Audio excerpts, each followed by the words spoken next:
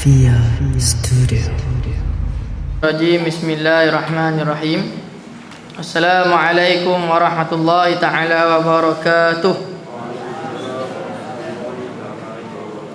Alhamdulillahi rabbil alamin. Wassalatu wassalamu ala ashrafil anbiya'i wal mursalin wa ala alihi wa sahbihi ajma'in.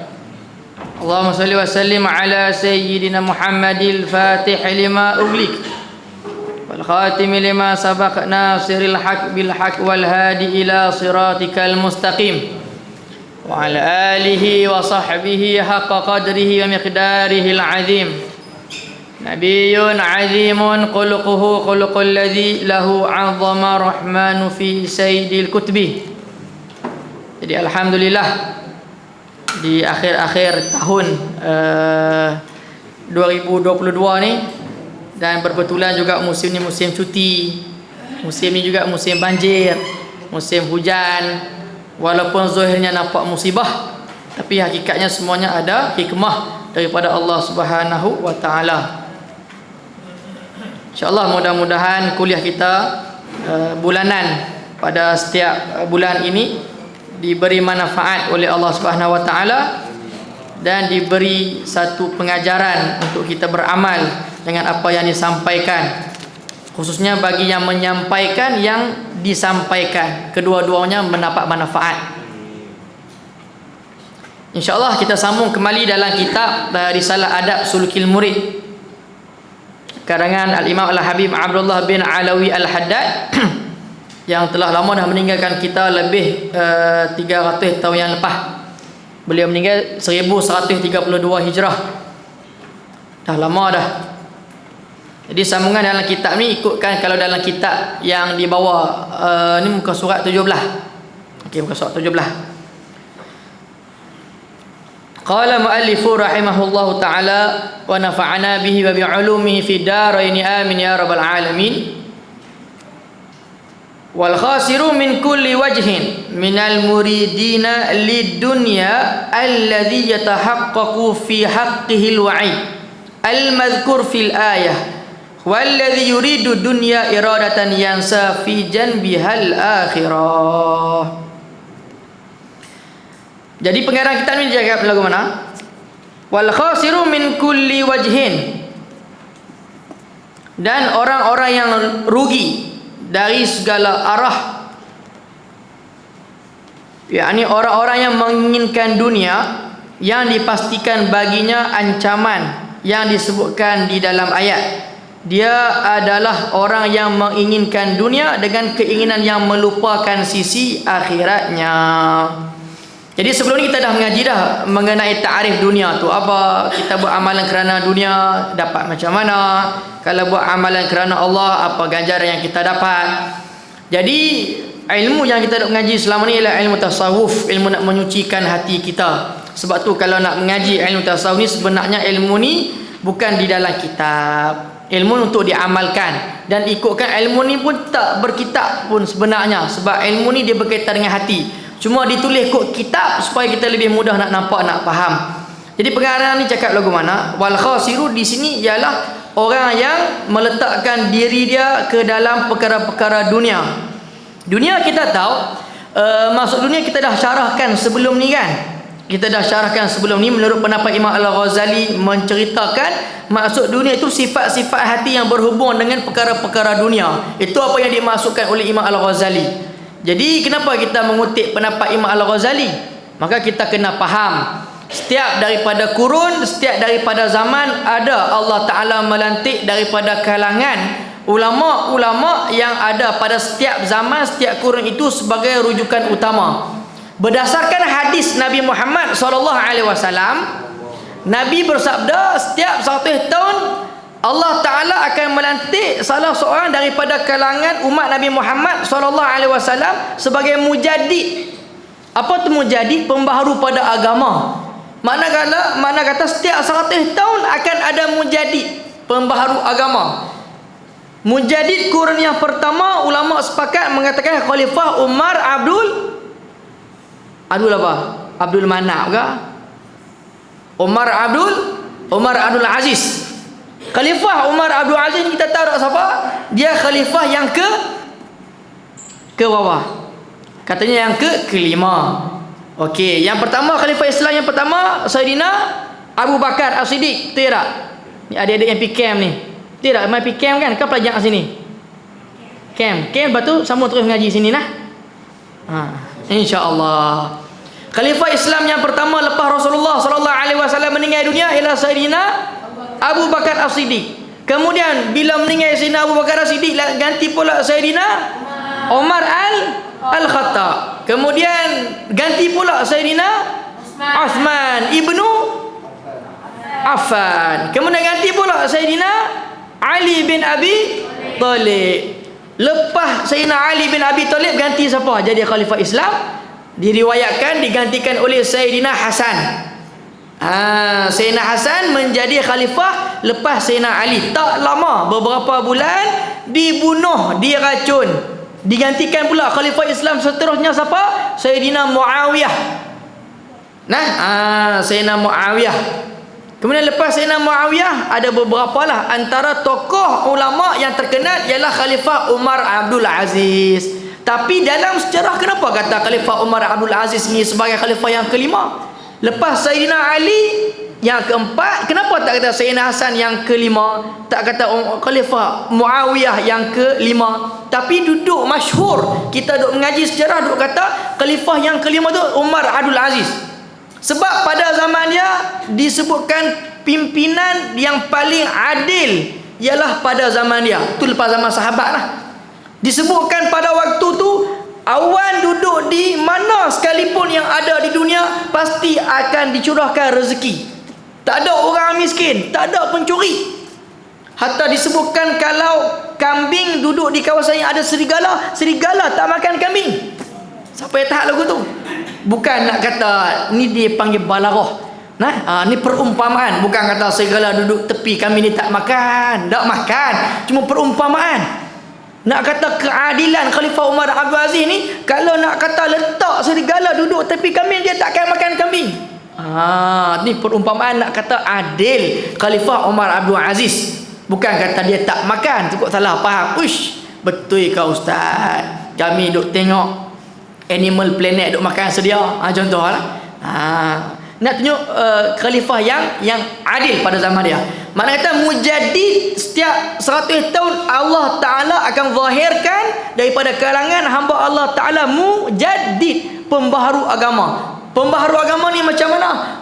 Pada zaman dia 100 tahun tu, pada zaman dia dialah menjadi rujukan utama pada umat dunia. Kurun yang pertama Umar Abdul Aziz. Kemudian ulama kata pula yang kurun yang ketiga Imam Asy-Syafi'i. Makna kata dalam 100 tahun tu Imam Syafi'i yang nombor 1 pada zaman dia. Dia bukan orang Arab, tapi Rasulullah SAW dah sebut mengenai Imam Asy-Syafi'i dah lama dah. Panjanglah cerita dia. Kemudian kurun yang kelima Imam Al-Ghazali, meninggal 505 Hijrah. Jadi Imam Al-Ghazali ni pada zaman dia digelar sebagai antara rujukan ulama. Orang alim ramai, tapi pada zaman dia yang paling terkehadapan. Jadi kita petik juga perkataan yang disebut oleh Imam Al-Ghazali. Imam Ghazali kata apa? Dia kata dunia tu apa? Dunia pada istilahnya ialah sifat-sifat hati yang berhubung dengan perkara-perkara yang berkaitan dengan dunia. Itu yang dimasukkan dalam kitab tasawuf yang kita nak mengaji. Bila sebut perkara-perkara dunia, sifat-sifat dunia, mana kata itu berkaitan dengan hati. Hati nak pada dunia, itu ya orang yang ada perasaan cinta pada dunia. Cuma secara umum kita nak faham dunia ini, dia ada pembahagian ya lah. Ada kata 3, ada kata 4 nak faham dunia tu. Ada kata dunia itu ialah harta, dunia itu adalah wanita, dunia itu adalah tahta. Ada kata dunia itu ialah harta, wanita, tahta. Dia tahta belaka lah. Kerana bukan kata lelaki itu tak dunia, dunia belaka. Cuma bila kata fitnah dunia, maka bila ulama mentafsirkan fitnah dunia itu, antaranya ada beberapa bahagian. Yang terbesar sekali fitnah dunia ni, pertama ulama kata fitnah dunia ni berkaitan dengan tahta. Tahta ni apa? Pangkat, jawatan, kuasa dia lah tu. Tak kata zaman kita, zaman dulu pun dah bergaduh pasal jawatan, zaman lah lagi tak sebut siapa. Kemudian tahta wanita. Berapa ramai orang-orang pada zaman terdahulu diganggu atau difitnah oleh wanita. Bukan kata perempuan ni tak elok, ramai perempuan yang elok-elok, cuma nak kata fitnah yang ada pada perempuan lebih dahsyat pada lelaki. Lelaki kalau klik mata pada perempuan tak rasa apa lagi. Perempuan klik mata pada lelaki makcik umur 80 tahun pun kadang tergugak juga. Betul tak? Betul tak? Hai, jawab betul tu. Contohlah. Tahta wanita, kemudian harta ni duit lah, tak ada kira lah. Kalau zaman dulu qarin pun boleh terfitnah dengan duit, kalau zaman dulu pun daripada kalangan musyrikin Mekah pun boleh fitnah dengan duit, kalau zaman dulu pun zaman kita kata keadilan Islam pun hebat, tapi masih ada lagi cinta pada harta. Zaman dah tu nak kata apa, RM1 duk kira lagi. Tak ada dah nak kata RM10, RM1 pun berkira lagi, bergaduh. RM1 je pun. Betul tak? Betul dia lah tu. Nah, okey. Jadi rugi bagi mereka daripada segala arah yang menginginkan perkara dunia. Rugi dalam kitab dia sebut sini bukan rugi yang dunia ni. Masuk rugi di akhirat tu. Dunia rugi tak ada masalah. Rugi RM10 tak ada masalah. Rugi RM50 tak ada masalah. Rugi RM50,000 pun tak ada apa di dunia ni. Tapi rugi di akhirat, walaupun sekali rugi kita pun tak tahu. Orang di akhirat nanti di padang mahsyar semua duk beratuk terima amalan belah tangan kanan kot depan. Tiba-tiba mai tangan kita terima amalan kot tangan belakang belah kiri. Takut tu. Dia amalan yang kita buat nak tengok zahirnya orang itu ahli syurga, ada tanda-tanda sifat-sifat dia kan. Makna kata kita pun tak kata orang tu ahli syurga, ahli neraka. Kita ni bukan Tuhan. Tapi ada orang tu buat perbuatan yang menyebabkan dia itu digelar sebagai ahli syurga. Ada. Dengan perbuatan itu disebutkan sebagai inilah sifat ahli syurga, inilah sifat ahli neraka. Ada tak? Ada. Kita tak kata dia ahli syurga, ahli neraka, cuma sifat dia itu seperti sifat ahli syurga.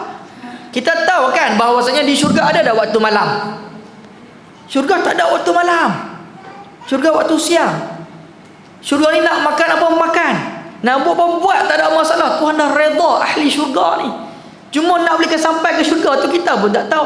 Bahkan dalam kitab Sa'adatud Darain dia sebutkan bahawasanya kalau kita selalu berselawat pada Nabi Muhammad SAW, setiap kali walaupun ada seorang hamba di dunia ni berselawat pada Nabi, setiap kali itulah syurga akan membesar. Start zaman Nabi Adam sampai manusia akhir zaman, ada orang berselawat walaupun seorang. Tak payah nak kata seorang lah, beribu-ribu orang berselawat setiap saat. Di Malaysia pun ada, di Patani pun ada, di Hatnyai pun ada, di mana Tokyo pun ada, tidak, di Bangladesh pun ada, semua pun ada. Makna kata syurga ni sifat dia setiap saat membesar. Tapi orang zaman kita lah ni seolah nak mengkecilkan syurga, membesarkan neraka. Betul tak? Orang zaman kita sebab mudah sangat hukum orang tu kafir, hukum orang tu ahli neraka. Makna kata dia suka neraka ni jadi besar, dan dia seolah-olah suka kalau syurga tu jadi kecil.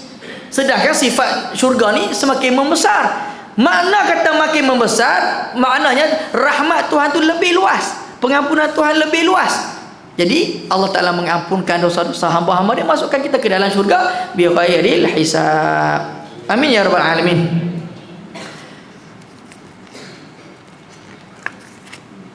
Fala yu'minu biha aw yu'minu wa la ya'malu laha fal awwalu kafirun khalidun finnar wa tsani fasiqun mausumun bil khasar. Jadi disebutkan tadi fal awwalu, yang pertama tadi itu ialah orang yang tak beriman dengan Allah Taala lah. Maka dia itu diberi sebagai orang yang kafir, buat semua kerana dunia, tak ada iman pada Allah Taala. Bila kata kafir khalidun finnar, itu tak dapat dipisahkan. Orang kafir khalidun di sini maksud selama-lamanya duduk di dalam neraka. Bila kata kafir selama-lamanya duduk di dalam neraka, bila dia nak keluar ke syurga? Tak ada. Tapi walaupun orang tu ada iman walaupun sikit, dia tu fasik, dia tu munafik, tapi walaupun ada iman yang sikit, walaupun kena seksa oleh Allah Ta'ala, tetap nanti akan masuk ke dalam syurga. Wathani fasikun, yang kedua ini golongan yang fasik, yang diracuni dengan segala kerugian. Okey, kita nak masuk yang ni yang kita nak cerita pada malam ni. Wa qala Rasulullah sallallahu alaihi wasallam, innamal a'malu binniyat wa innamal likulli imri'in ma nawa. Faman kanat hijratuhu ila Allah wa rasulih fa hijratuhu ila Allah wa rasulih. Wa man kanat hijratuhu ila dunya yusibuha aw imra'atin yankihuha fa hijratuhu ila ma hajara ilaih. Okey, jadi lepas tahu semua tu, dia nak cara bab niat lah pula. Sebab apa? Sebab tak adalah sesuatu amalan yang boleh masuk ke dalam syurga ataupun neraka, semua bermula dengan niat. Okey, kalau kita mengaji fiqh, dia lain pula perbahasan dia. Beza niat tu macam mana, beza qasad tu apa, beza azam tu apa, semua benda tu lafaz yang berbeza dan makna yang tak sama. Kadang kita tertukar, benda tu boleh jadi azam, boleh jadi qasad, boleh jadi niat. Okey,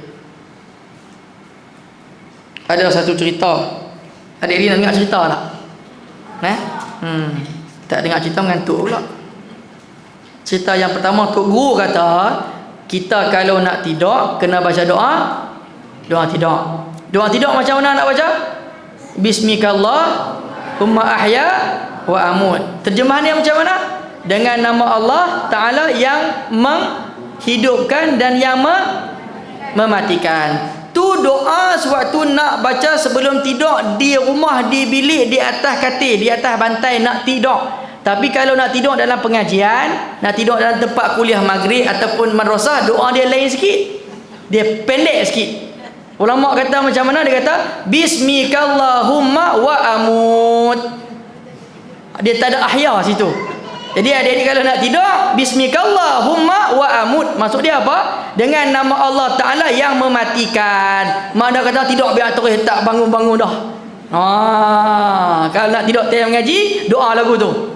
Bismikallahumma wa amut, dengan nama Allah Ta'ala yang mematikan. Tak bangunkan terus pun tak apa. Kalau nak tidur time mengaji. Tapi kalau nak tidur time kat rumah tak apa. Bismikallahumma ahya wa amut, dengan nama Allah Ta'ala yang menghidupkan dan yang mematikan. Sajalah gurau-gurau nah, tak apa nah. Kok baca sungguh tak lagi. Saja gurau-gurau.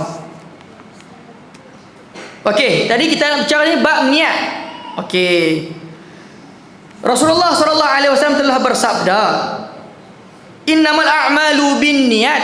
Sesungguhnya amalan itu tidak dapat dengan niat. Wa innamal likulli imri'in ma nawa. Dan seseorang itu bersesuaian dengan apa yang diniatkannya. Faman kanat hijratuhu ila Allah wa rasulih fa hijratuhu ila Allah wa rasulih. Siapa yang dia niat nak hijrah kerana Allah dan Rasul, maka dia akan dapat apa yang dia niatkannya. Dia akan dapat Allah dan Rasul. Wa man kanat hijratuhu ila dunya. Siapa yang dia niat tu kerana dunia, yusibuha, dia akan dapat apa yang dia niatkan, dia dapat dunia. Awi mura'atin yankihuha, dia niat nak menikah dengan perempuan, fa hijratuhu ila ma hajara ilai, dia akan dapat apa yang dia niatkan. Okey, kita selalu dah dengar hadis bab niat ni, selalu dengar. Duk mengaji hadis selalu kita mengaji. Cuma kita tahu dah asbab kenapa diturunkan hadis ni pada Rasulullah sallallahu alaihi wasallam. Disebutkan dalam kitab riwayat Imam As-Suyuti, telah berkata Zubair bin Bakar dalam Akhbar Madinah, disebutkan pada waktu tu ada seorang perempuan namanya Ummu Qais. Ni nak jadi cerita kenapa turun hadis ni. Kenapa Rasulullah sebut bab niat, tapi dalam hadis tu duk cerita juga bab hijrah kerana Allah Rasul, bab hijrah kerana dunia, bab hijrah kerana nak nikah dengan perempuan. Ada cerita ke? Kenapa tak cukup setakat dunia saja, tapi kenapa tambah bab nak menikah dengan perempuan? Kerana ada cerita. Cerita dia salah seorang sahabat Nabi Muhammad sallallahu alaihi wasallam ni, dia duk bercinta lama dah dengan perempuan ni. Perempuan ni namanya Ummu Qais. Laki ni duduk di Mekah, perempuan tu duduk di Madinah. Jauh dak Mekah, Madinah jauh. Zaman lah naik train tak apa, 2 jam, sejam setengah sampai dah. Zaman dulu jalan kaki, naik kuda, naik unta, itu ya. Berhari-hari kau boleh kata nak sampai hijrah. Jadi perempuan tu kata macam mana? Dia kata, kalau kamu betul-betul nak menikah dengan saya, daripada Mekah hang kena hijrah pergi Madinah. Saya takkan tunggu abang di Mekah. Abang tunggu saya pergi cari saya di Madinah. Maka dia pun hijrah dengan sahabat-sahabat yang lain suatu hijrah. Waktu dia hijrah tu niat dia memang Allah dan Rasul, tapi dia ada sekali combine. Di antara Allah dan Rasul tu dia kerana nak perempuan tu nak menikah dengan perempuan tu. Jadi Rasulullah dapat tahu cerita ni, dia kata awang ni pi hijrah. Ikhlas tu ikhlas, tapi di antara ikhlas dia tu dia ada benda lain lagi masuk. Nak menikah, nak cari perempuan namanya Ummu Qais. Jadi Rasulullah keluarlah hadis yang disebutkan dalam tadi, sesungguhnya tidak dapat amalan itu melainkan dengan niat. Kalau kita niat dengan Allah Rasul, dapat Allah Rasul. Kalau niat pada dunia, dapat dunia. Kalau niat kerana imra'ah yankihuha fahijratuhu ila ma hajara ilaih, kamu akan dapat dengan apa yang kamu niatkan. Okey. Jadi sementara nak cerita bab niat ni, penting bab niat ni kerana apa? Kerana niat ni boleh mengubah sesuatu yang wajib jadi sunat, betul ke tak? Dan niat ini dia membezakan antara ibadah kita, betul ke tak? Contoh kita niat sembahyang subuh, tapi duduk pada waktu zuhur, sah tak sah? Jadi sebenarnya masalah niat ni ialah di dalam hati. Kalau kita ngaji fiqh dia akan dibahaskan panjang. Apa takrif niat, apa tempat niat, kemudian syarat-syarat orang tu digelarkan sebagai ahli niat. Cuma nak cerita di sini bab niat ni ada banyak pengajaran yang kita boleh ambil pengajaran bab niat. Pengajaran yang pertama yang berkaitan dengan niat. Okey, berkaitan dengan niat. Dalam segi sejarah, pernah dengar tak nama Nabi Daud alaihi salatu wasalam? Pernah dengar tak nama Nabi Daud? Nabi Daud waktu tu umur 9 tahun, ikut pergi berperang. Waktu tu bersama dengan tentera Raja Jalut dan Talut.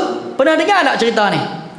Nabi Daud waktu tu usia kecil, umur 9 tahun, mengikut tentera Jalut berperang dengan tentera Talut.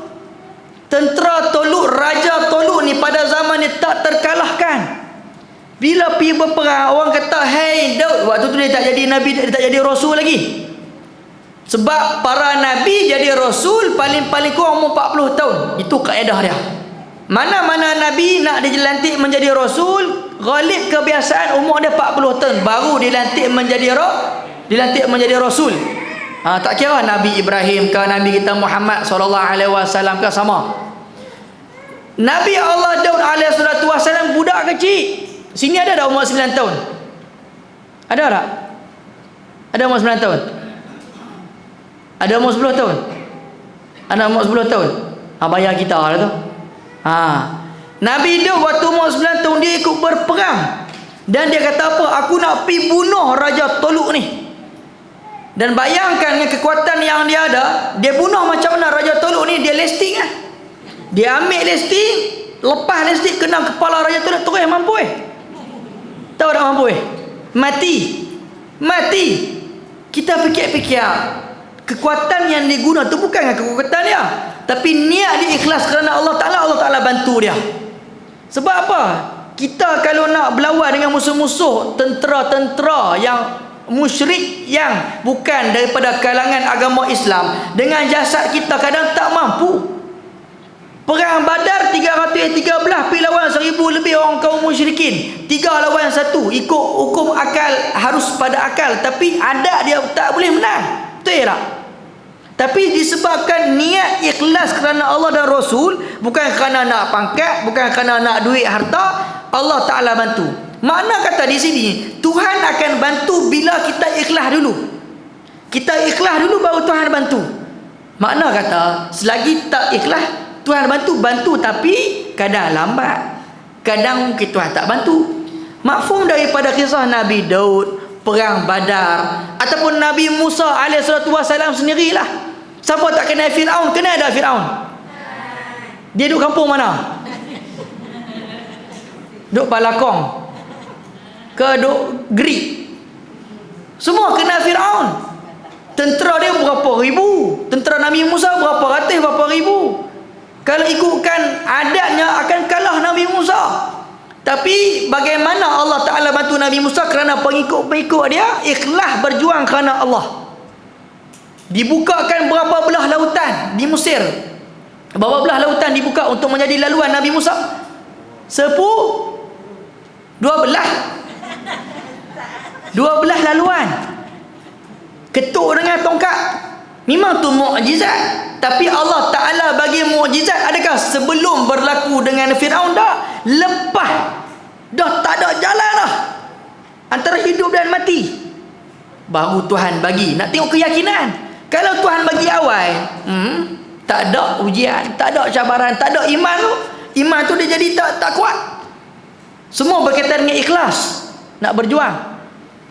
Kalau para sahabat, Sayyidina Bilal bin Rabah, iman macam mana punya ikhlas terima Islam? Baru masuk Islam, dicaci, dimaki, dihina, diseksa. Batu yang hempak atas badan tu bukan batu biasa. Batu yang hempak, satu batu yang besar, duduk empat atas badan, tangan kaki kena ikat, diheret, diseret. Keluar dari Islam? Tak. Keluar dari Islam. Bila Mirwah tak keluar, mulut dia diungkapkan apa? Allahu Ahad. Allahu Ahad. Tahu tak Allahu Ahad tu maksud dia apa? Allah yang satu ke, dua ke, tiga? Esa. Sebab tu kalau kita mengaji tauhid, tak boleh nak kata Tuhan tu satu. Adik-adik nanti kalau nak mengaji tauhid, kena ingat elok-elok. Tuhan bukan satu. Tuhan ni panggil sebagai Esa. Apa beza Esa dengan satu? Dalam kita punya kaedah ilmu nombor ni, bila sebut satu, dia akan ada dua, dia akan ada tiga. Tapi bila kata Esa, dia tak ada dah. Dua sa, tiga sa ada tak? Empat sa tak ada. Esa ni maksudnya tunggal. Mana kata kita nak sebut Allah ataupun Rasul ni ialah tunggal. Tunggal tu Esa. Sebab tu orang Kelantan boleh faham kenal Tuhan molek tu. Dia panggil Sa. Tahu tak? Satu orang Kelantan panggil Sa dia. Sa, dua, tiga, empat, lima, enam. Ada Kelantan sini? Ada? Tak ada? Bukan nak kata Kelantan ni kuat iman. Nak kata bahasa yang dia guna sesuai kena dengan Esa Tuhan tu. Itu Bilal bin Rabah. Okeylah, kita turun sikit. Ustaz duk ambil cerita Nabi, cerita Rasul, cerita sahabat tu dah ratusan, ribuan tahun. Memang depa zaman depa hebat. Okey, ambil zaman-zaman yang terkemudian sikit. Ni semua cerita bab niat ni. Kerana niat yang ikhlas, niat kerana Allah Ta'ala mampu untuk mengubah dunia. Betul ke tak? Tengok Sultan Muhammad Al-Fatih. Pernah dengar nama Sultan Muhammad Al-Fatih? Pernah? Dia umur berapa tahun? Kampung mana? Ada tanya kampung sekali lagi. Oh, Fatih nama kawan saya. Dah bukan kawan ni bukan cerita kawan kita. Sultan Muhammad Al-Fatih ni dia menawan kota Konstantinopel pada tahun 1451 Masihi. Lama dah. Umur 23 tahun. Menjadi seorang pemimpin, seorang sultan, seorang raja. Umur 23. Kita umur 27 lah ni pun tak tahu kok mana lagi. Sembahyang bang pun tak tahu kok mana. Oh, tak tahu deh nak kata kok mana tak tahu. Ni umur 23 tahun dah memegang tentera, memegang umat. Bahkan yang lebih hebat lagi, Sultan Muhammad Al-Fatih ni disebutkan apa? Nama dia disebutkan oleh Rasulullah sallallahu alaihi wasallam. Kan, la tuftahannal Konstantiniyah fala ni'mal amiru aw amiruha fala ni'mal jaisu dzalika jaisuha. Hadis Nabi sebut dah lama dah. Sahabat duk cari ni. Mudah-mudahan apa yang disebutkan oleh sahabat tu kena pada aku. Lah tak kena pada sahabat. Kena pada Sultan Muhammad Al-Fatih. Dialah sebaik-baik raja, dialah sebaik-baik, ada tentera yang paling baik, dan umat pada zaman umat yang paling baik. Betul ke tak? Betul. Macam mana dia boleh menang kota Konstantinopel kalau bukan kerana ikhlas kerana Allah Ta'ala? 70 buah kapal. Dia tak main dah kok jalan daun dah trik ni. 70 buah kapal, bayangkan dia tarik bukan kok laut. Dia tak tarik kok udara. Dia tarik kok belana, kok gunung gadang. Betul ke tak? Betul. Boleh fikir tak akal kita? Strategi peperangan 70 buah kapal tarik pada satu malam ramai-ramai. Kekuatan apa ni? Kalau hati tak yakin pada Allah Ta'ala, niat bukan kerana Allah dan Rasul, tak boleh jadi lagu tu. Satu malam tarik 70 buah kapal. Bangun-bangun pagi, kerajaan di kota Konstantinopel buka-buka mata terkejut. Kapal duduk beratok depan istana di bawah gunung. Mai kok mana? Kok jalan lautan kami dah letak besi-besi. Tak boleh lalu kok laut. Mai kok mana? Makna kata depa ni ikhlas, bukan ikhlas sembarangan ni. Innamal a'malu binniyat ni memang beramal betul-betul, buat kerana Allah dan Rasul, tak ada kata A dan Z. Hati depa ni tak ada kata apa? Tak panggil apa? Tak goyang, tak goyah. Siapa tak kenal Sultan Salahuddin Al-Ayyubi yang menguasai 2/3 dunia, betul ke tak? Sultan Salahuddin Al-Ayyubi ni dia buka kota apa? Kota Mengkudu. Kota Bukit Mentajam. Kota apa Sultan Salahuddin Al-Ayyubi buka ni? Kota Badak Baru Ustaz Jeffrey buka. Kedah. Dia buka apa? Kota apa? Kota Jerusalem tu kota apa? Palestin, di Baitul Maqdis. Waktu tu orang kafir dah pegang Baitul Maqdis. Mai Sultan Salahuddin Al-Ayyubi ni dia boleh buka kembali yang menguasai 2/3 dunia. Dan Sultan Salahuddin Al-Ayyubi lah antara panglima yang berada di Mesir pada waktu itu yang menghapuskan amalan dan fahaman Syiah yang berada di Mesir pada waktu tu, mengembalikan fahaman Ahli Sunnah wal Jamaah kembali. Puluhan dan ratusan tahun Universiti Al-Azhar di Mesir ditutup pada zaman Sultan Salahuddin Al-Ayyubi kerana pada waktu tu pengaruh Syiah Fatimiyah pada waktu tu. Pernah dengar Tariq bin Ziyad? Pernah dengar tak? Panglima Tariq bin Ziyad. Nama pak siapa Tariq? Pak saya. Tu keduk kenal nama pak kita Tariq. Tariq bin Ziyad buka kota apa? Andalusia. Dulu duduk bising tengok bola, betul tak? Morocco menang dengan Portugal. Morocco menang dengan mana lagi? Dengan Spanyol. Dia lah tu. Itulah kota Andalusia. Di Portugal, di belah Spanyol. Yang mana Tariq bin Ziyad yang membuka kota tu. Di sana ada panggil Jabal Gibraltar, yang nama asal Jabal Tariq. Tariq bin Ziyad hebat tak hebat? Lagi hebat cerita dia. Ni semua kaitan dengan niat ni, nak cerita malam ni. Cerita bab niat dia. Bayangkan ratusan ribuan tentera dibawa naik kapal pi sampai ke kawasan di Andalusia. Dia kata apa dekat umat dan tentera dia? Dia kata, kamu diminta untuk bakar semua kapal-kapal kamu. Tahu dia. Kita tinggal anak beranak, tinggal keluarga berbulan-bulan, nak pergi berperang dia suruh bakar kapal. Bila kata bakar, confirm tak boleh balik dah. Zaman tu mana ada kapal terbang. Dia kata apa? Kalau kamu betul-betul ikhlas kerana Allah Ta'ala dan Rasul, nak menyampaikan dakwah Islam, kamu bakar semua kapal-kapal yang ada yang kita naik lah ni. Kalau kita mati syahid. Kalau kita menang, kita takkan patah balik. Kita buka di sini, bina penempatan baru di sini. Punya semangat kerana Allah dan Rasul. Kita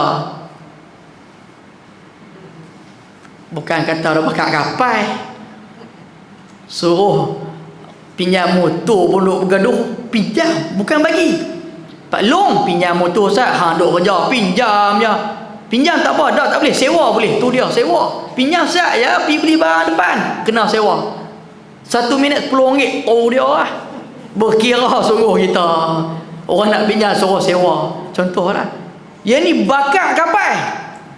Tapi taklah lagu tu kok cerita kok bakar tak lagi habis tempat bakar akidah ni. Awak, kami nak berjuang Ustaz, kena ajak cara nak bakar tu dia. Jangan duk bakar lah akidah ni, suruh bakar pula. Nak kata iman zaman tu. Kita janganlah setara tu. Tak sampai tahap kita cuma nak cerita berjuang kerana Allah ni, dia tak nampak lah. Kami menang dapat duit, alhamdulillah. Tak dapat duit, tak ada masalah. Kami menang dapat jawatan, alhamdulillah. Tak dapat jawatan, kami tak terhegi nak minta jawatan. Kami menang berperang, Islam boleh tersebar, alhamdulillah. Tu yang kami nak. Zaman tu. Ini semua cerita ni ialah berkaitan dengan niat. Okey.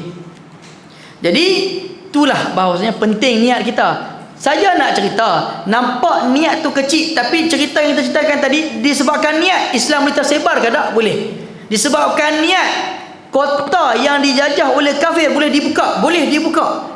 Makna kata tidak ada jalan satu pun yang mampu untuk dihalangi oleh kita melainkan dengan niat.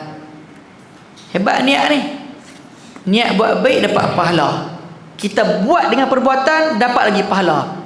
Tapi niat buat jahat tak dapat lagi dosa. Bila buat baru dapat dosa. Adil tak Tuhan? Adil tak Tuhan? Kau tak adil? Oi, mana boleh lagu tu?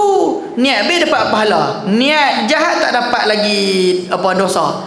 Oi, mana boleh? Kalau lagu tu baik, lebih baik niat baik dapat pahala, niat jahat dapat dosa. Tu yang adil, betul ke tak? Adil Tuhan dan rahmat Tuhan pada umat Nabi Muhammad SAW ni, mana kata berat adil Tuhan tu pada benda kebaikan daripada benda kejahatan. Tu bukan kata adil tu, lebih adil lagi pada umat Nabi Muhammad SAW. Kalau kata nak adil sangat, kena lagu tu. Niat baik dapat pahala, niat jahat terus dapat dosa. Tapi dah umat Nabi Muhammad ni niat baik Tuhan bagi pahala, niat jahat tak dapat lagi dosa. Bila dapat dosa tu, buat baru kita dapat dosa.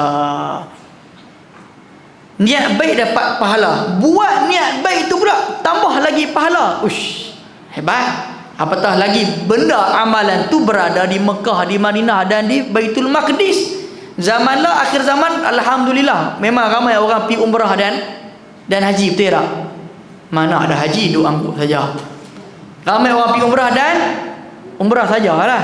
Umrah dan ziarah. Haji tak ada. Bulan 12 ada, bulan 12 haji. Ada. Kalau bulan 12 tu kena pada raya haji. Masya-Allah. Nah. Jadi akhir-akhir tahun ni ramai orang pergi umrah dan ziarah. Cuma saja nak kongsi sikit pada malam ni pun berkaitan dengan niat. Malam ni bab niat ya.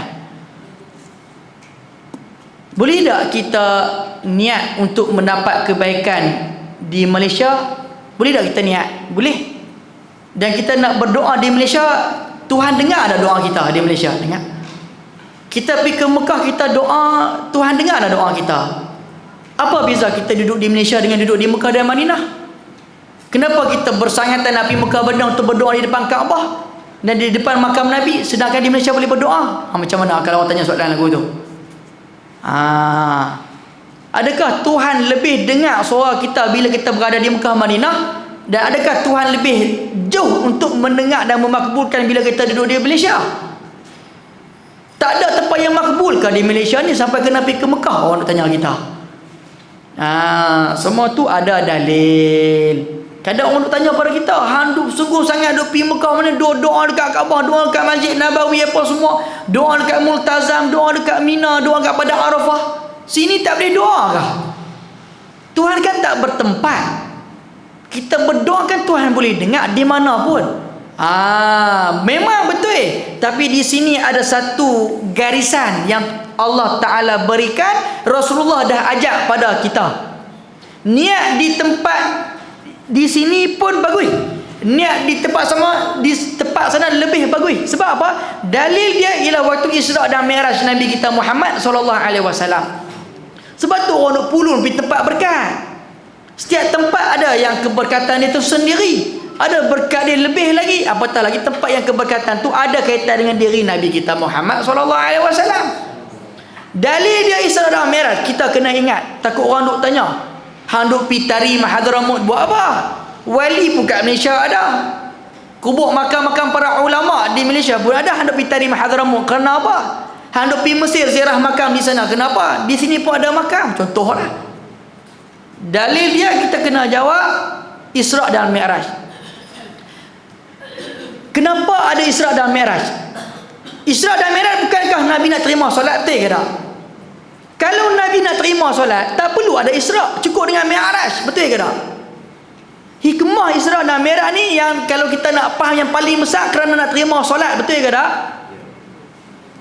Kalau kata Nabi nak terima solat, tak perlu ada Isra, cukup dengan Mi'raj, naik ke langit terima solat, balik ke dunia cerita kepada umat untuk difardukan solat. Tapi kenapa ada juga Isra ni? Sedangkan maksud tujuan ni kerana solat. Itu yang Nabi nak cerita pada kita, bahawasanya Isra ni sendiri memberi banyak dalil pada kita. Isra' tu apa Isra'? Perjalanan Rasulullah sallallahu alaihi wasallam daripada Mekah ke Baitul Maqdis ke Palestin? Palestin ke Jerusalem? Jerusalem. Sama lah. Kuala Keti kat Kedah sama lah tu. Pi mana? Pi Kuala Keti. Dah aku nak pi Kedah. Jadi payah. Nak pi mana? Aku nak pi mana barulah. Kita jumpa dekat Kedah. Payah lah tu. Sama ya.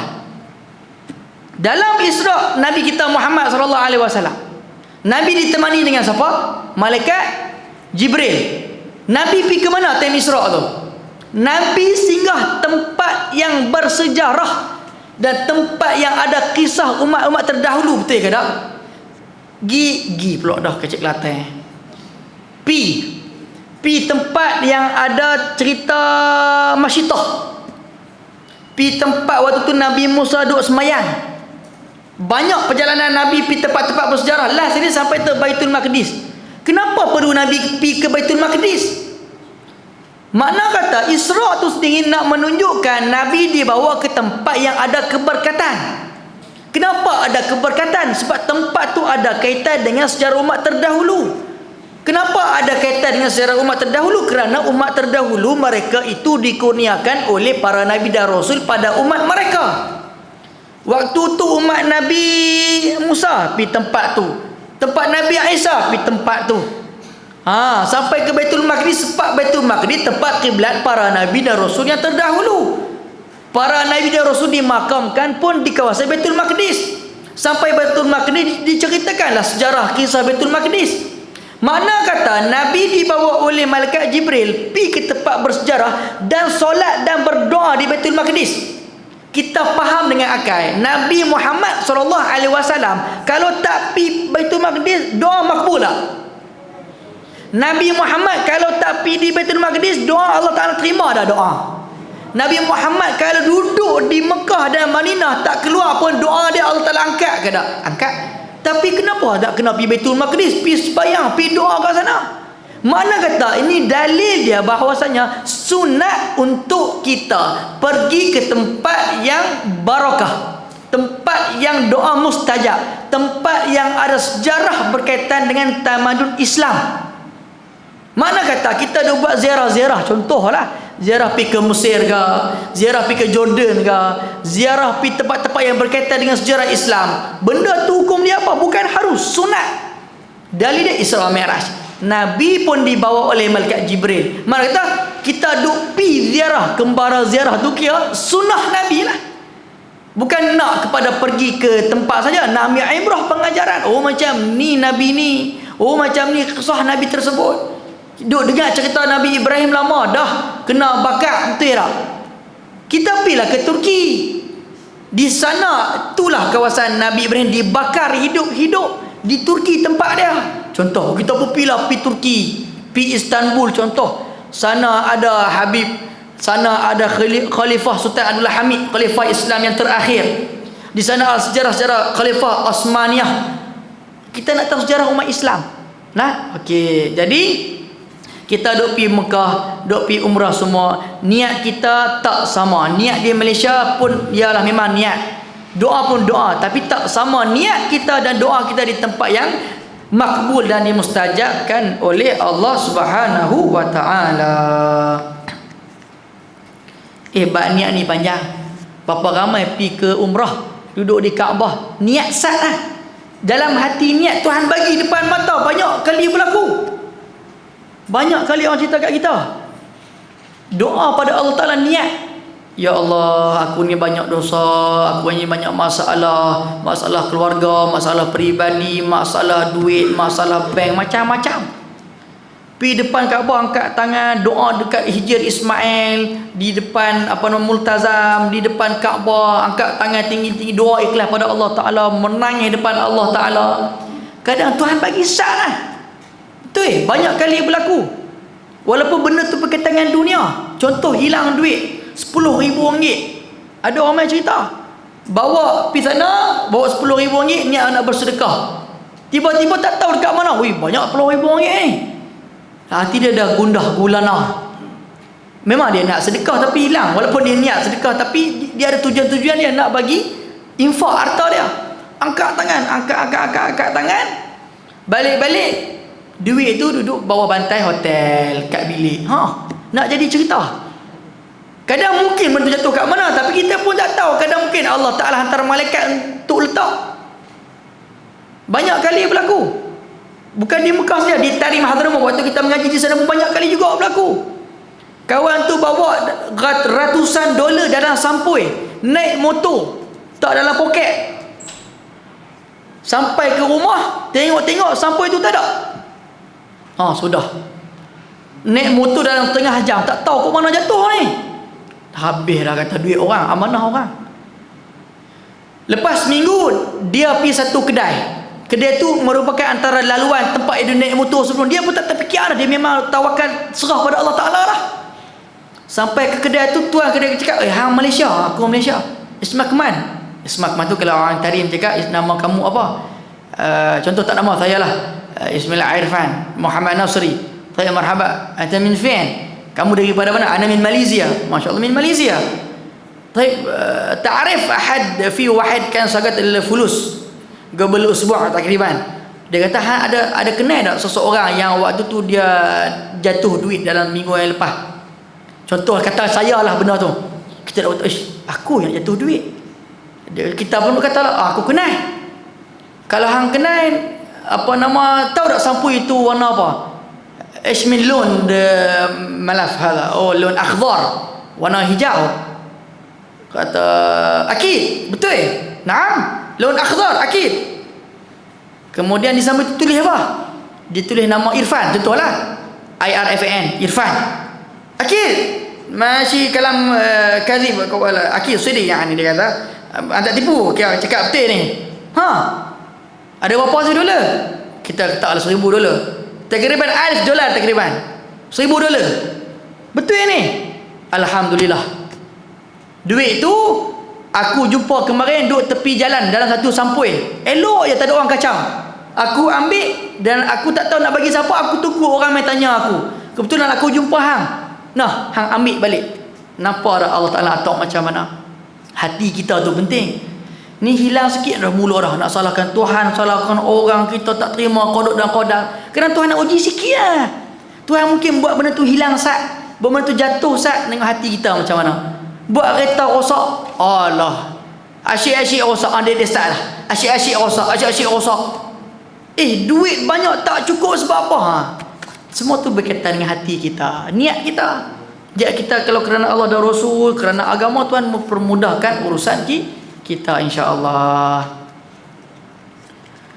Akhbara sallallahu alaihi wasallam annahu la amala illa an niyatin. Beliau sallallahu alaihi wasallam telah memberikan bahawasanya tidak ada amal kecuali dengan niat. Maka kita tak terlepas nak buat semua amalan dengan niat. Kita duduk di Tarim di Hadramaut dulu. Ulama-ulama Tarim diajak macam mana? Kita pi mana pun memperbanyakkan niat. Itulah apa yang diajarkan oleh ulama-ulama kita. Niat nak pi mengaji kelas agama contoh. Ulama-ulama kita di Tarim dia ajak macam mana? Dia ajak nak pi kelas pengajian agama, nak pi kelas kitab ni jangan satu niat. Kalau boleh pelbagaikan niat. Hatta ulama-ulama sebut waktu kita nak mengaji ni kena ada 50 niat, 100 niat. Niat apa? Kita kena fikir benda tu. Jadi sebab tu ulama kata dengan banyaknya niat banyak kita akan dapat faedah. Aku main ni kerana apa? Kerana aku jahil. Aku main kerana apa? Nak silaturahim. Aku main kerana apa? Aku nak mengaji ilmu agama. Aku main kerana keredaan Allah Ta'ala. Aku main kerana nak solat jemaah. Aku main kerana apa? Kerana aku ni kata Nabi orang kata kemah. Selalu main duduk depan. Contohlah. Jangan saja ya. Aku main. Niat dia tak elok pula dah. Niat kena elok. Aku main supaya ustaz kata aku ni kemah. Aku main ni kerana biar supaya ustaz nampak aku ni kira hebat, nanti boleh naik jawatan jadi ganti mudir kot. Contoh lah. Aku duduk main sedia ni supaya apa nama? Aku duduk dalam live ni teng-teng dia corner live tu nampak muka aku. Dia niat benar tak elok pula dah. Banyakkan niat ialah banyak niat yang baik, bukan niat yang tak baik. Banyak niat yang tak baik, lagi banyak Tuhan tarik rahmat dan nikmat Allah Ta'ala. Semua kita akan niat. Aku mai kerana nak bergaduh, jadi bergaduh. Aku mai kerana ustaz. Ustaz ni gelap, aku tak mai. Ustaz ni cerah, aku mai. Ada juga lagu tu. Ustaz ni cakap pelek pasal kelatih tak faham.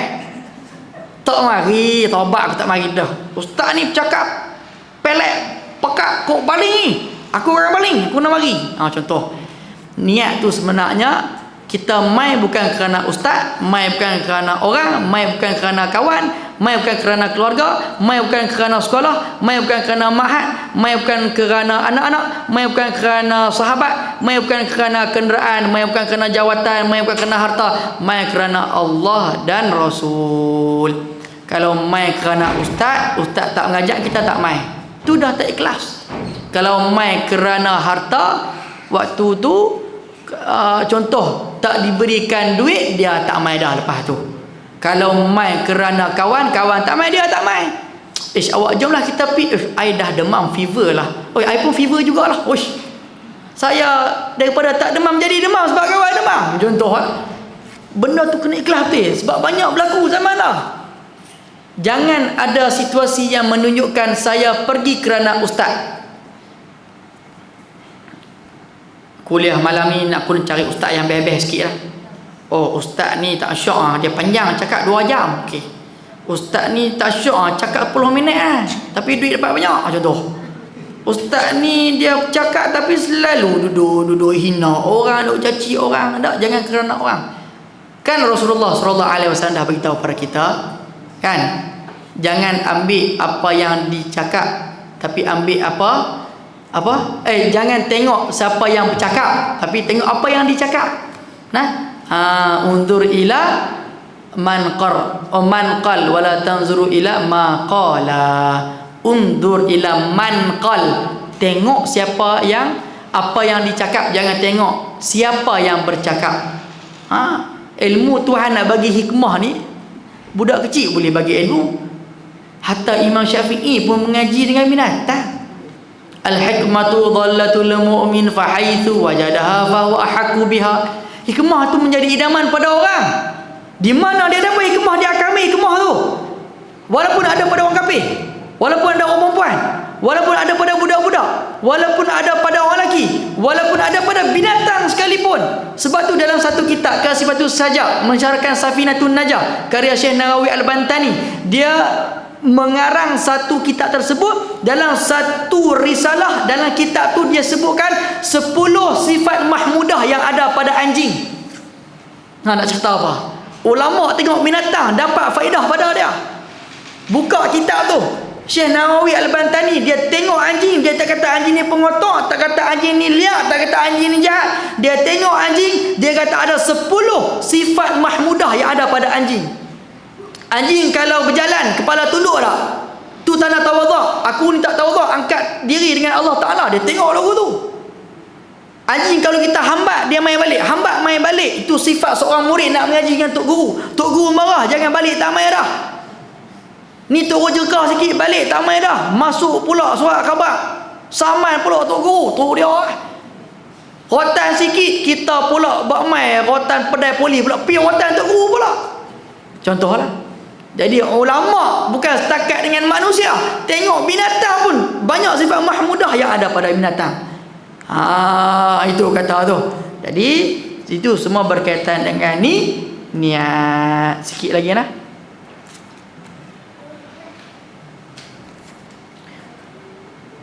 Wa annal insana bihasbi ma nawa yuthabu wa yujza in khairan fa khairun.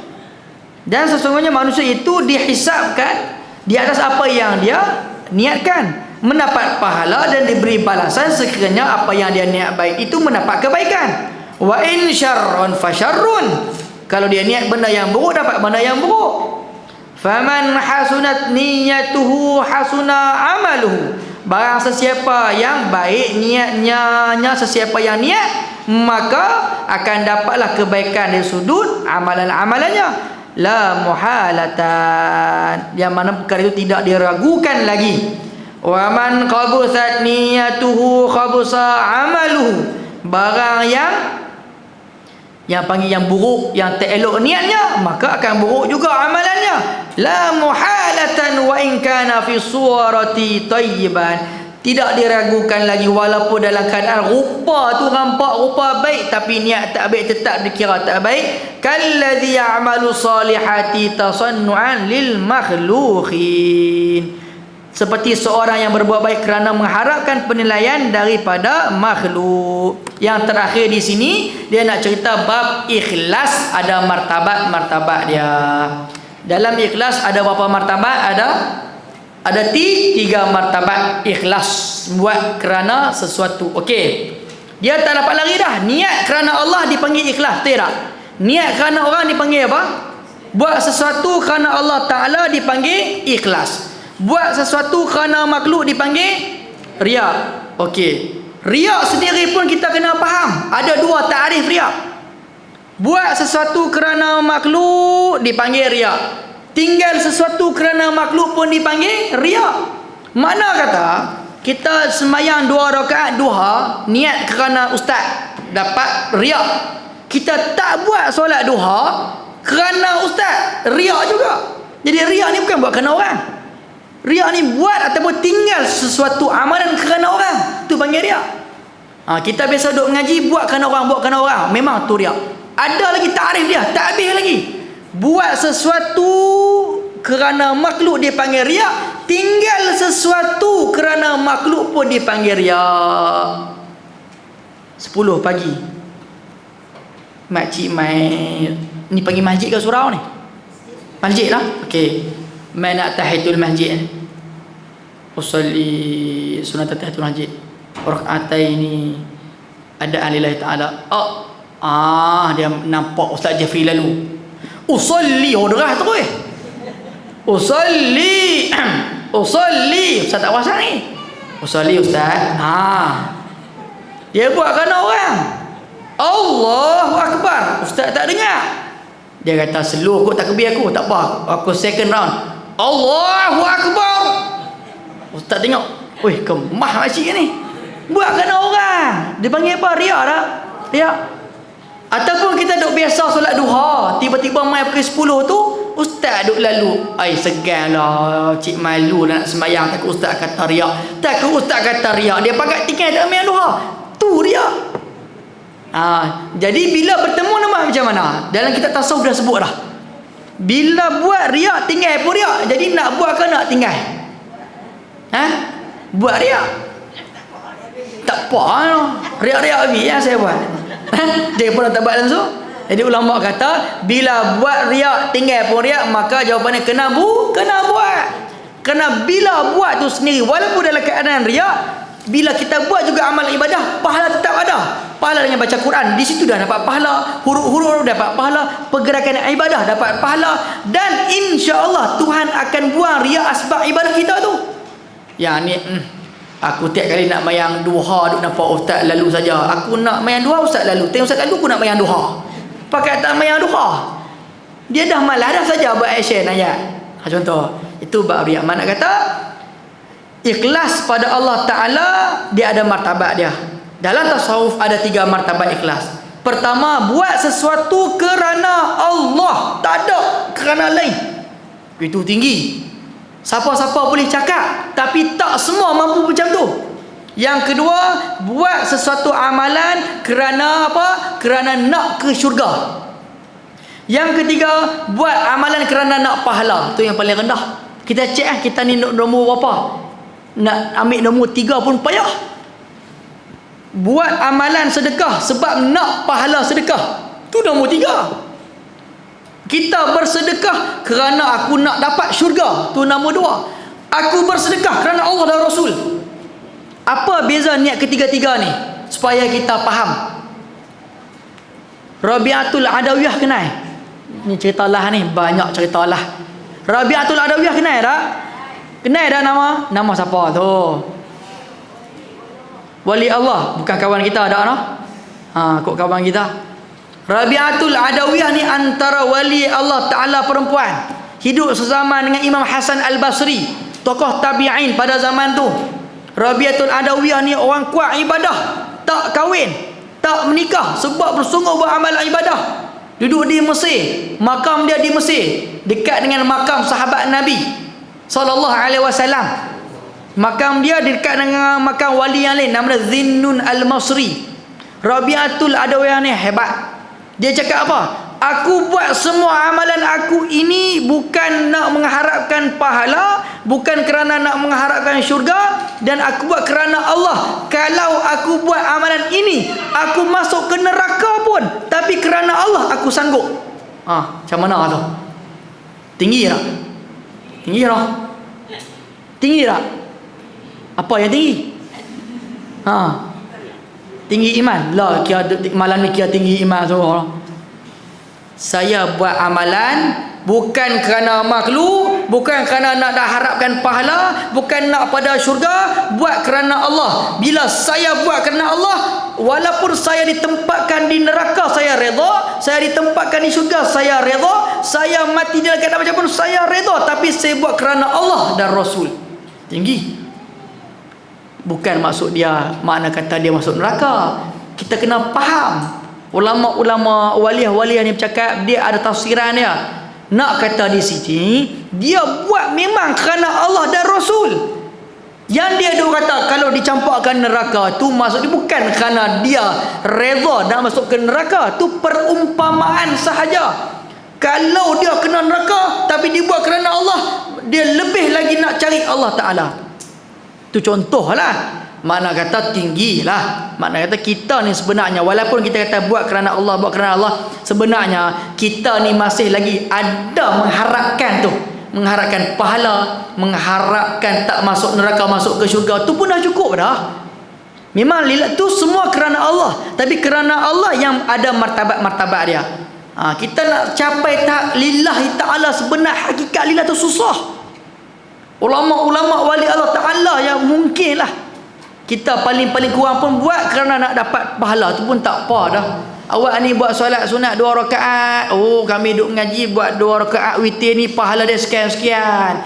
Baca ilmu mana tahu tak kena azab kubur, tu nak pahala. Mana tu ikhlas juga, tapi cukup dah. Jadi tak ada masalah. Jadi mudah-mudahan Allah Ta'ala menjaga hati kita supaya apa yang kita buat, innamal a'malu bin niat. Niat ni special betul lah. Special betul. Niat tu boleh ubah orang. Niat tu boleh mengubah dunia. Niat boleh mengubah suasana. Niat boleh mengubah segala-galanya. Niat sahaja. Orang yang bergaduh, niat dia bergaduh sebab dia tak mau baik tu jadi bergaduh.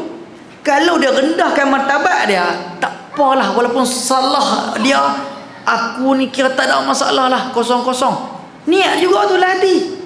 Mak kata niat memang penting. Sebab selalu berlaku tiap-tiap kali kuliah di mana-mana, mula pakcik-pakcik mai, ustaz saya tak berkenan lah dengan orang ni. Awak tiap kali kelas dia selalu tanya soalan, dia tak faham, ustaz pun tak kerti nak jawab. Macam tu. Ustaz lagu tu. Ustaz, dia ni kalau duduk mai duduk tidur kerja dia. Tidur mai kuliah, tidur time kuliah, tidur time nak tidur kuliah. Macam tu. Jadi benda-benda tu semua dengan hati tu. Rasa tak seronok dengan orang, rasa tak gembira dengan orang. Kalau kita dah jadi orang hati yang salim, yang sejahtera, mailah ke mana pun tak rasa apa dah. Aku buat ni nak dapat redha Allah Ta'ala sudah. Khalas, tak ada masalah. Apa masalah, mai terserah pada Allah Ta'ala. Aku bukan nak bergaduh, aku bukan nak bertengkar dengan orang. Kosong-kosong.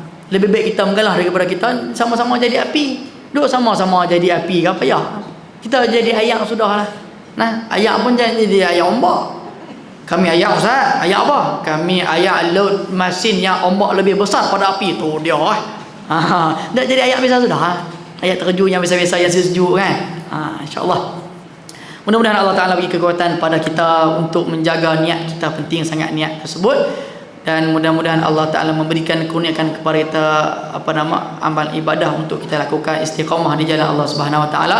Dan kita doakan kepada mereka mangsa-mangsa bencana banjir di Malaysia secara khususnya, dan bangsa-bangsa yang di luar Malaysia secara amnya. Mudah-mudahan malapetaka yang Allah Ta'ala berikan pada mereka, bencana yang Allah Ta'ala berikan pada mereka, ujian yang Allah Ta'ala berikan pada mereka ini merupakan salah satu daripada asbab untuk lebih dekatkan diri mereka dan kita kepada Allah Ta'ala, dan menjadi satu asbab untuk mendorong mereka dan kita lebih dekat kepada Allah Subhanahu Wa Ta'ala. Dan kita kena yakin rezeki Allah Ta'ala itu tidak ada pilih kasih. Allah Ta'ala Maha Adil. Setiap kerugian di dunia ini Allah Ta'ala akan bagi limpahan ganjaran di dunia dan di akhirat. Dan ujian Allah Ta'ala bagi pada sahabat-sahabat kita, ahli keluarga kita, teman-teman kita yang sekarang ini ditimpa musibah banjir. Kita doakan Allah Subhanahu Wa Ta'ala memberi ganjaran selayaknya sebagaimana niat-niat mereka. Allah Ta'ala memberi selayaknya sebagaimana pemikiran dan kefahaman mereka untuk menghadapi bencana dan ujian daripada Allah Subhanahu Wa Ta'ala. Wallahu ta'ala a'lamu bisawab. Assalamualaikum warahmatullahi ta'ala wabarakatuh. Bismillahirrahmanirrahim. Alhamdulillahirabbil alamin wassalatu wassalamu ala asyrafil anbiya'i wal mursalin wa ala alihi wa sahbihi ajma'in. Allahumma ighfir lana dhunubana wa liwalidayya warhamhuma kama rabbawna shaghira wa jami'il muslimina wal muslimat wal mu'minina wal mu'minat al ahya'i minhum wal amwat bi rahmatika ya arhamar rahimin. Allahumma faqihna fid din wa 'allimna ta'wil wa hdina ila sawa'i sabil. Rabbana zalamna anfusana wa illam taghfir lana wa tarhamna lanakunanna minal khasirin. تب علينا يا مولانا إنك أنت التواب الرحيم. ربنا آتنا في الدنيا حسنة وفي الآخرة حسنة وقنا عذاب النار. وصلى الله على سيدنا محمد وعلى آله وصحبه وبارك وسلم والحمد لله رب العالمين.